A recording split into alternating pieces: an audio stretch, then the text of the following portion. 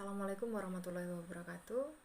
Salam sejahtera, saya Retno Mumpuni, dosen Fakultas Ilmu Komputer Program Studi Informatika UPN Veteran Jawa Timur. Saat ini saya mengampu mata kuliah Algoritma Dasar. Mata kuliah Algoritma Dasar adalah mata kuliah yang mempelajari tentang cara menyelesaikan masalah melalui runutan langkah logis. Runutan langkah logis inilah yang disebut dengan algoritma. Algoritma digunakan untuk memahami cara program komputer menyelesaikan masalah melalui urutan instruksi. Kemampuan yang diharapkan dengan mempelajari mata kuliah ini adalah mahasiswa mampu memahami dan membuat algoritma untuk menyelesaikan masalah pada kasus nyata. Selain itu, mahasiswa juga diharapkan dapat memahami dan mampu menjelaskan kembali algoritma yang terdapat dalam program komputer. Materi pembelajaran dalam mata kuliah ini meliputi konsep dasar algoritma, struktur dasar algoritma, implementasi algoritma dalam flowchart dan pseudocode, pembuatan flowchart dengan aplikasi perancangan, serta analisa algoritma yang terdapat dalam karya ilmiah. Dalam menyampaikan materi pembelajaran, saya menggunakan metode ceramah, problem-based learning, dan project-based learning. Dalam satu pertemuan, saya biasanya menjelaskan materi secara runut dan sistematis agar mahasiswa dapat memahami dasar teori secara jelas. Kemudian memberikan soal-soal untuk diselesaikan mahasiswa di dalam kelas. Terakhir, mahasiswa mengerjakan proyek secara individu maupun kelompok sebagai bentuk penugasan. Dalam interaksi dengan mahasiswa, saya memberikan ruang kepada mahasiswa untuk memaparkan hasil belajarnya dari tugas yang telah diberikan, serta melibatkan mahasiswa dalam diskusi dua arah. Penilaian yang saya lakukan sesuai dengan RPS dan kontrak kuliah yang telah disepakati di awal perkuliahan. Penilaian terhadap mahasiswa saya lakukan dengan objektif dengan persentase ketentuan nilai sebagai berikut. 1. Kehadiran, keaktifan, dan attitude sebesar 15%, UTS sebesar 35%, kuis sebesar 10%, dan UAS atau final project sebesar 40%. Berikut ini akan saya tampilkan video rekaman pembelajaran tatap maya atau sinkronus dalam bentuk micro teaching yang pernah saya lakukan.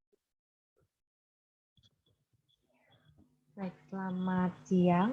Kali ini kita akan membahas tentang pertemuan 5. Pertemuan 5 ini tentang kombinasi struktur dasar. Jadi sebelumnya kita sudah membahas tentang struktur dasar sekuensial, kemudian struktur dasar seleksi, kemudian struktur dasar perulangan. Jadi sekarang kita mau bahas tentang struktur dasar kombinasi. Jadi kombinasi struktur dasar. Baik,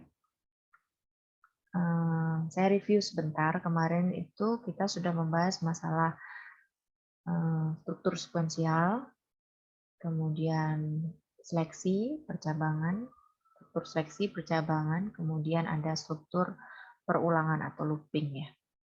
Nah, di struktur sekuensial ini seperti biasa ya, karena yang namanya sekuensial itu kan berurutan. Jadi urutannya langkah 1, kemudian langkah 2, kemudian langkah 3.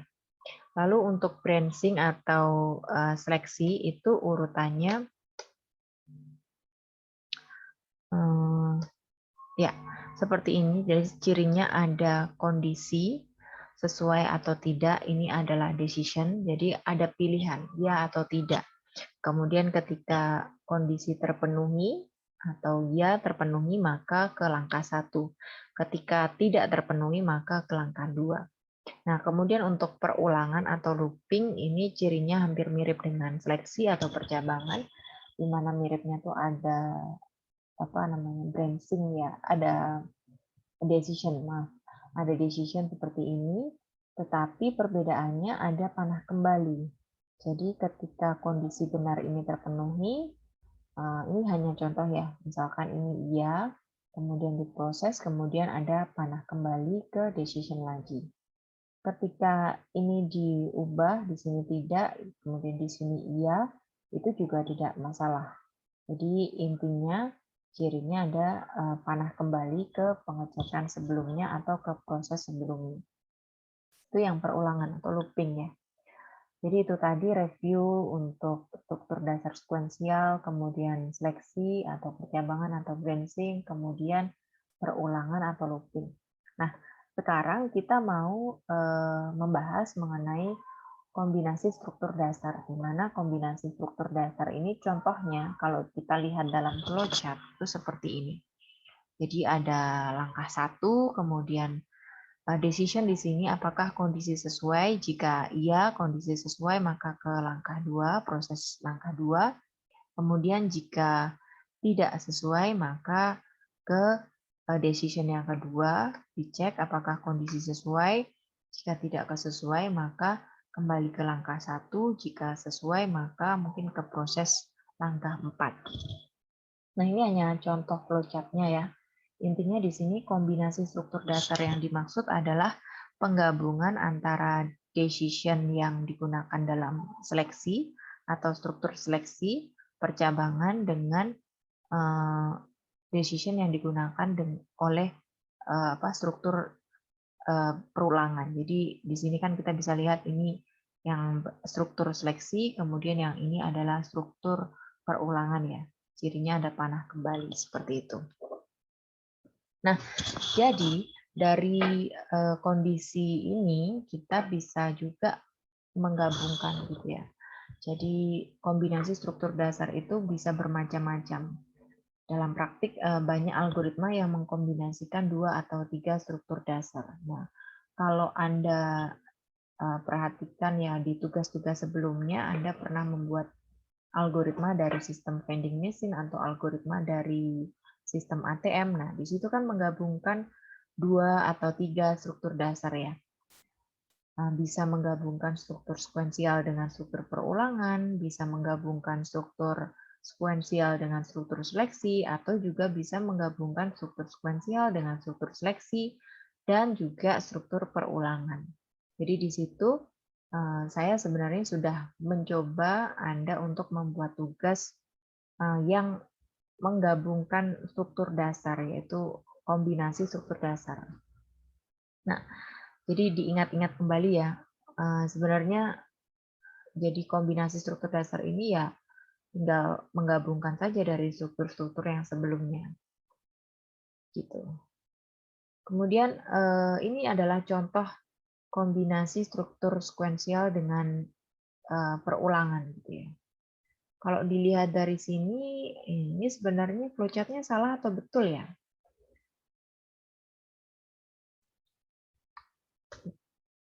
Kalau dilihat dari sini, flowchart-nya salah atau betul? Nah, ini sebenarnya kalau Anda jeli, ya ini flowchart-nya salah ya. Salahnya di mana? Ini terbalik ya. Terbalik, jadi yang tampilkan bilangan itu seharusnya ada di sini, kemudian prosesnya ada di bawahnya. Jadi ini sebenarnya kalau Anda jeli, ini ada di sini, kemudian yang ini ada di sini. Benarkah begitu? Coba kita lihat ya. Jadi misalkan bilangan itu sudah diberi nilai 1, jadi nilai bilangan adalah 1. Kemudian kita cek, apakah 1 ini kurang dari sama dengan 11? 1 kan kurang dari sama dengan 11 ya. Apabila ini ya, bilangan sama dengan bilangan plus 2. Nah, berarti 1 ditambah 2 kan 3. Kemudian tampilkan bilangan. Berarti yang tampil adalah 3. Apabila tetap seperti ini ya flowchart-nya. Tetapi apabila dibalik gitu ya. Jadi tampilkan bilangan yang di atas, kemudian proses bilangan sama dengan bilangan ditambah 2 itu yang di bawah, maka yang akan tampil adalah 1 dicek ya, dicek di sini. Apakah 1 kurang dari sama dengan 11? Ya, 1 kurang dari sama dengan 11, maka tampilkan bilangan. Maka 1 akan tampil. Kemudian setelah itu baru diproses. Bilangan ditambah 2 disimpan dalam variabel bilangan. Maka 1 ditambah 2 sama dengan 3. 3 disimpan dalam variabel bilangan. Maka sekarang variabel bilangan itu isinya adalah 3. Kemudian 3 itu dicek lagi ke sini. Apakah 3 kurang dari sama dengan 11? Ternyata iya, 3 kurang dari sama dengan 11. Maka tampilkan bilangan. Jadi yang tampil adalah 1, 3, dan seterusnya. Sesuai dengan ini. Jadi ini keliru ya flowchartnya ya. Ini terbalik. Ya, silahkan dipahami dulu. Jadi yang betul seperti ini. Oke. Nah, selanjutnya ini latihan ya. Jadi Anda bisa mencoba latihan ini.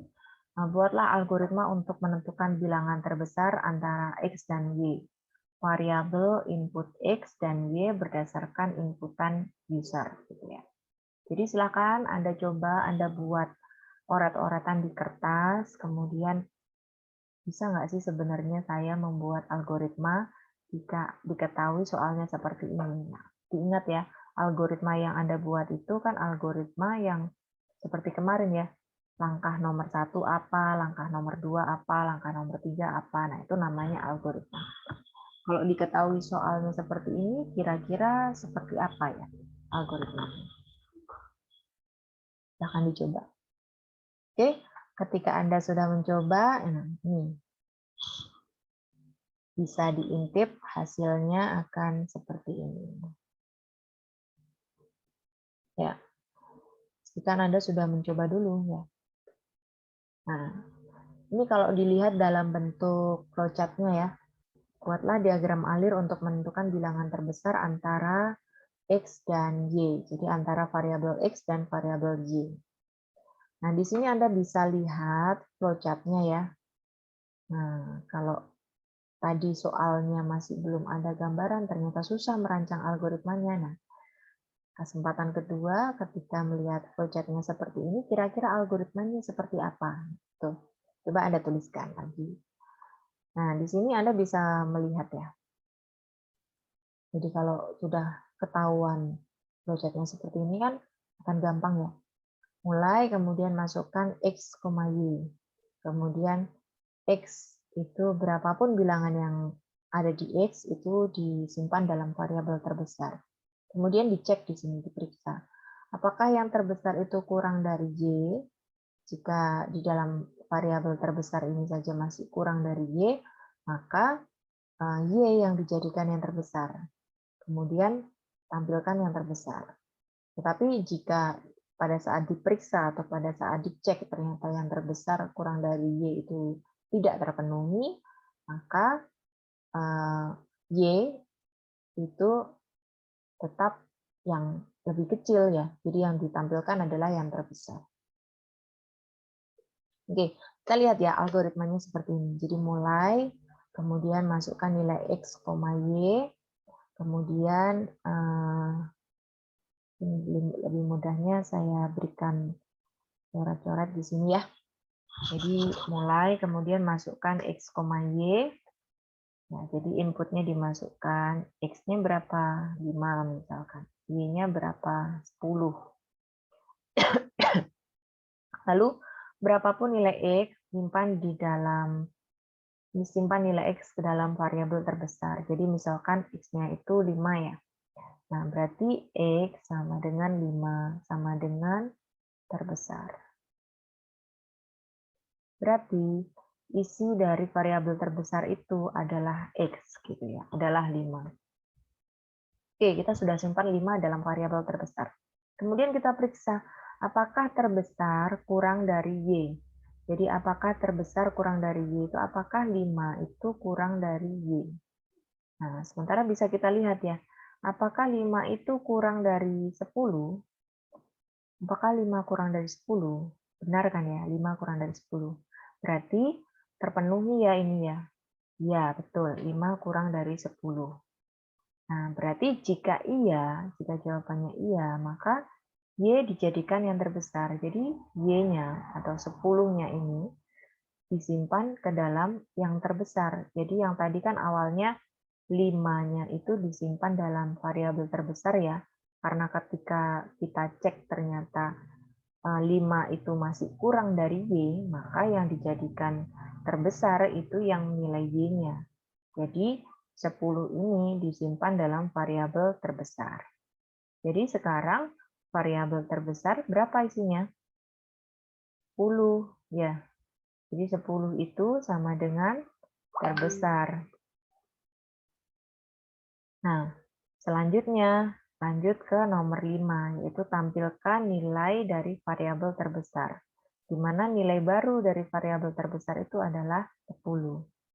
Tetapi jika jawabannya tidak, lanjut ke proses nomor 5, yaitu tampilkan nilai dari variabel terbesar. Nah, ini tadi ketika case-nya kita masukkan X-nya sama dengan 5 dan Y-nya sama dengan 10. Nah, apakah 5 kurang dari 10? Jawabannya iya, 5 kurang dari 10. Maka yang dijadikan variabel terbesar itu adalah nilai Y-nya, yaitu 10. Maka yang ditampilkan adalah 10. Paham ya? Oke. Jadi silahkan diulang lagi, dicerna lagi penjelasan saya ketika Anda belum paham ya, dipahami pelan-pelan.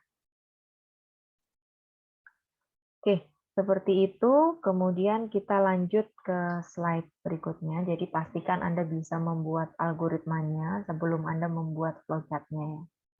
Nah, kalau kemarin kan flowchart-nya seperti ini tugasnya ya. Flowchart-nya seperti ini. Kalau dibuat algoritma kan seperti apa? Nah, kalau sekarang saya coba berikan soal, Anda buat algoritmanya seperti apa. Nah, Anda bisa cocokkan di sini. Algoritma yang betul seperti apa, kemudian flowchart yang betul seperti apa. Gitu. Tapi latihan dulu ya. Nah, Anda buat itu juga di Raptor ya, apakah bisa jalan atau tidak. Lalu untuk selanjutnya, kombinasi struktur sekuensial dan struktur seleksi, kemudian ada perulangannya juga. Jadi sekuensialnya di mana? Nah, ini soal yang kemarin ya.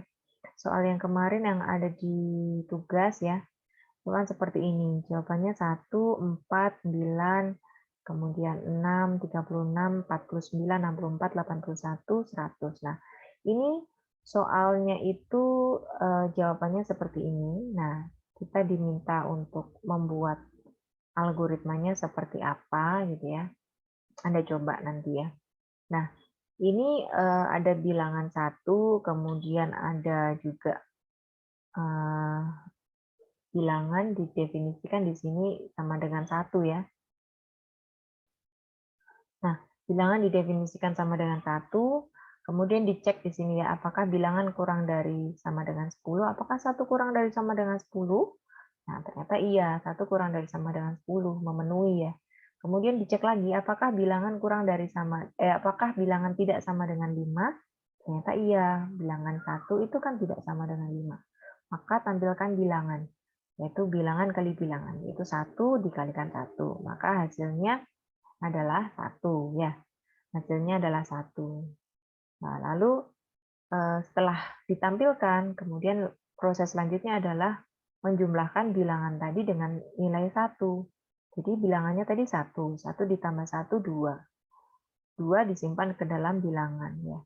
Kemudian ada panah kembali ke sini ya, perulangan. Dicek lagi, mengulang, memeriksa lagi, apakah 2 kurang dari sama dengan 10? Jawabannya iya.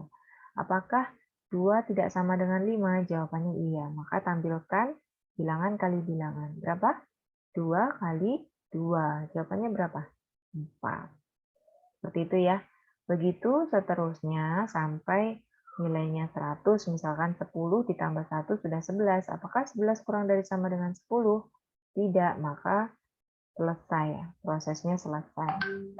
Nah, ini juga merupakan contoh dari kombinasi struktur sekuensial, seleksi, dan perulangan. Coba Anda lihat di sini ya.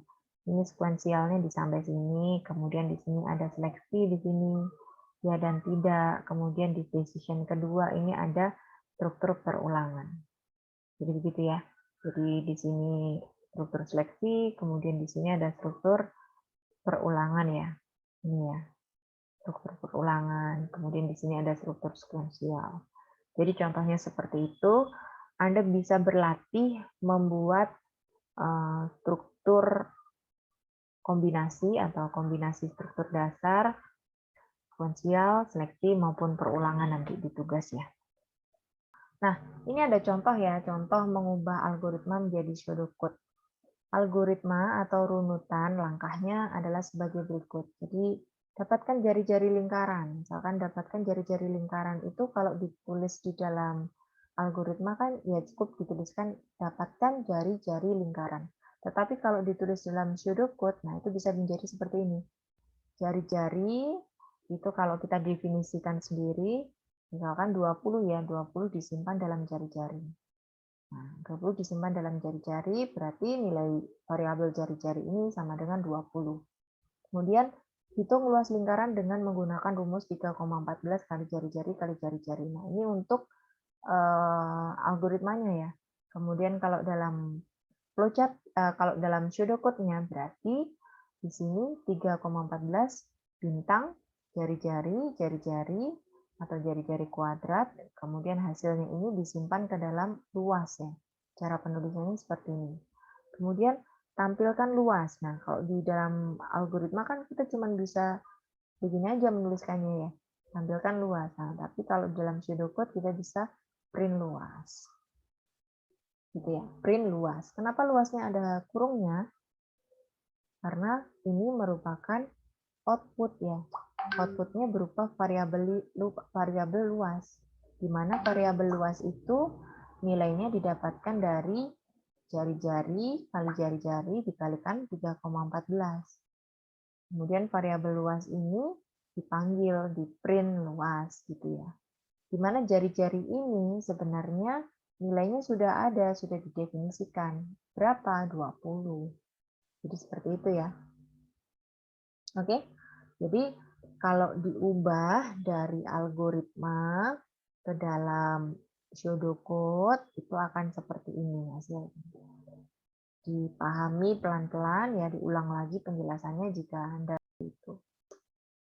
Oke, untuk referensinya Anda bisa melihat dari bukunya Abdul Qadir ya.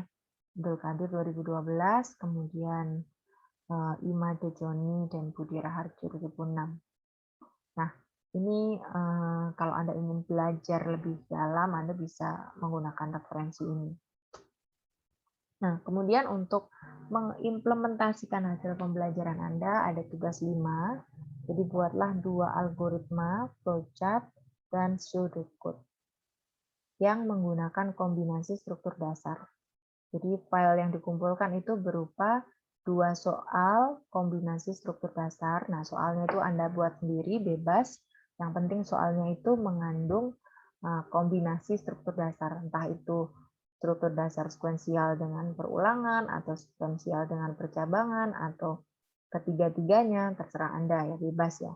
Kemudian 2 algoritma, kemudian juga 2 flowchart, dan 2 pseudocode.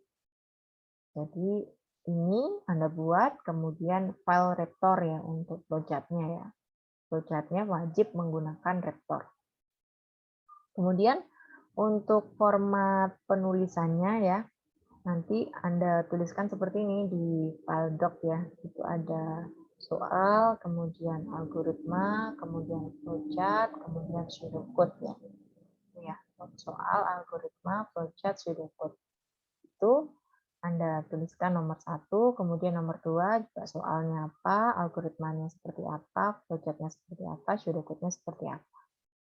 Nah, itu dikumpulkan dalam file doc, kemudian flowchart-nya dibuat menggunakan Raptor, lalu nanti foldernya diberi nama, kemudian diberi npm, kemudian nama, kemudian tugas 5, begitu ya. Nah, itu dikumpulkan di minggu pertama setelah pekan UTS. Nah, minggu depan kita sudah UTS. UTS-nya seperti apa nanti teknisnya akan saya jelaskan lebih lanjut ya. Oke, jadi itu tugasnya. Kemudian nanti UTS-nya sampai ini ya, sampai materi ini. Nanti akan saya jelaskan lagi teknisnya seperti apa, pengumpulannya seperti apa. Ini file yang dikumpulkan dalam bentuk doc dan juga file Raptor juga dikumpulkan seperti biasa. Dikumpulkan di Comting ya, melalui Drive.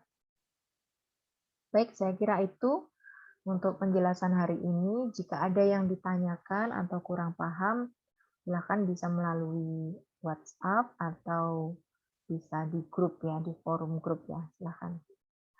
Saya kira itu dari saya. Terima kasih. Apabila ada kesalahan dari saya mohon maaf. Oke, sampai jumpa di pertemuan selanjutnya. Selamat siang.